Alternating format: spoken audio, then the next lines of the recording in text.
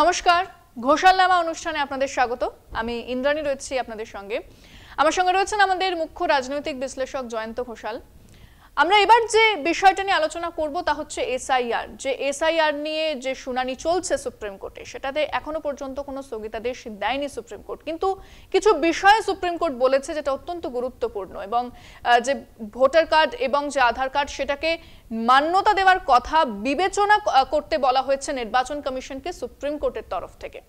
তাহলে এবারে এই পরিস্থিতি কোন দিকে যাচ্ছে, আমি এই বিষয়টা নিয়ে জয়ন্তদার কাছে যাব। জয়ন্তদা, এবারে তাহলে পরিস্থিতি কোন দিকে যাচ্ছে? কারণ মান্যতা দেওয়ার কথা সুপ্রিম কোর্টের তরফ থেকে বলা হয়েছে, এবং এত যে লক্ষ লক্ষ ভোটারদের নাম বাতিল হয়ে গেল, যে 56 লক্ষ ভোটারের নাম বাতিল হয়ে গেল, তাহলে তাদের ভবিষ্যৎ কোথায় থাকছে? এটা একটা মস্ত বড় প্রশ্ন হয়ে দাঁড়াচ্ছে। তার কারণটা হচ্ছে যে ভোটারদের নাম বাদ গেল, সব থেকে বড় প্রশ্ন হয়ে দাঁড়াচ্ছে যে তাহলে আগের নির্বাচনে তারা ভোট দিয়েছিল কি দেয়নি, এই প্রশ্নের জবাব কিন্তু নির্বাচন কমিশন এখনো পর্যন্ত দেয়নি। এখন তাহলে তারা যদি ভোট দিয়ে থাকে, তাহলে তারা কাদের ভোট দিয়েছিল, তাদের মানে ভুয়ো ভোটার যদি হয়, তাহলে ভুয়ো ভোটার হিসেবে যদি তুমি চিহ্নিত করো, তাহলে তো তারা তো ভোটার ছিল আগের ভোটে নির্বাচনের সময়। তাহলে এটা তো একটা মানে ইউটোপিয়া হতে পারে না, এটা তো একটা অশরীরী আত্মা হতে পারে না। এখন এই পরিস্থিতিতে এইরকম একটা নির্দেশ পশ্চিমবঙ্গের ক্ষেত্রে কি প্রভাব ফেলবে সেটা দেখার বিষয়। কারণ পশ্চিমবঙ্গ যদি এটা হয়, এবং যেটা মনে হচ্ছে সুপ্রিম কোর্ট যেহেতু বাতিল করছে না, এবং পশ্চিমবঙ্গে কিন্তু দেখা যাচ্ছে যে প্রশিক্ষণ কেন্দ্র এবং সমস্ত নির্বাচন কমিশনের নির্দেশ আসতে শুরু করেছে। বিজেপির সাংগঠনিক শক্তি পশ্চিমবঙ্গে খুব খারাপ, আমরা সবাই জানি। 1 কোটি সদস্য সংগ্রহ করতে বললে কতটা হয় সেটা আমরা তো মানে দেখেইছি।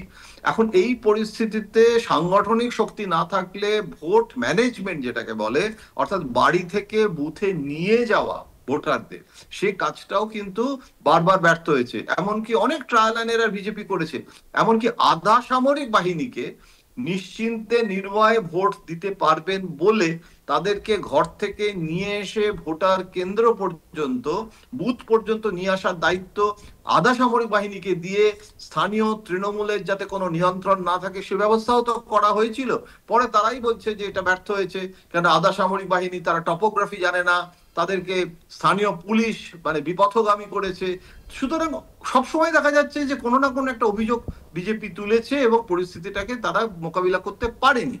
এখন এবারে ভোটার তালিকা নিয়ে তারা অনেক আগে থাকতে যেভাবে আসলে নেমেছে, এবং তারা কি করছে বাংলাদেশি চিহ্নিতকরণ, যে এই আমি দেখছিলাম যে তৃণমূলের কোনো একটা স্থানীয় কোনো নেতার বাড়িতে তারা বাংলাদেশি, আমি কলকাতা টিভিতেই দেখছিলাম, বাংলাদেশি থেকে আসা বেআইনি ভাবে তারা ভোটার হয়েছে, তারা ওখানে থাকতে শুরু করেছে, অনেকদিন ধরে থাকছে, একটা আইডেন্টিফাই করেছে।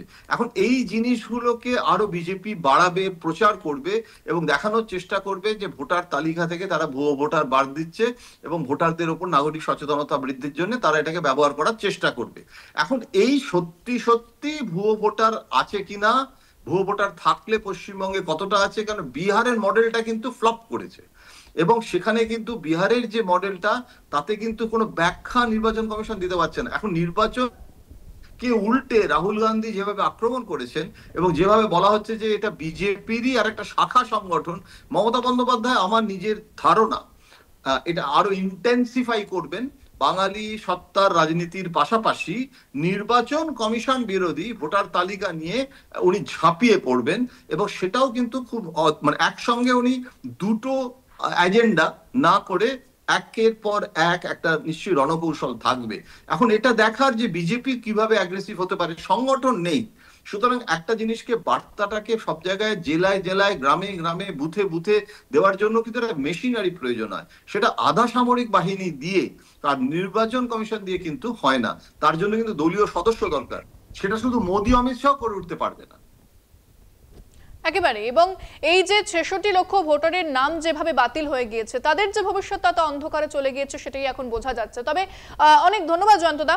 আজকের আলোচনা আমরা এখানেই শেষ করছি, এবং অন্যান্য খবরের জন্য নজর রাখতে হবে আমাদের অনুষ্ঠান ঘোষালনামা এবং কলকাতা টিভি ডিজিটালে। দেখতে থাকুন রাত ৩, ৭ দিন।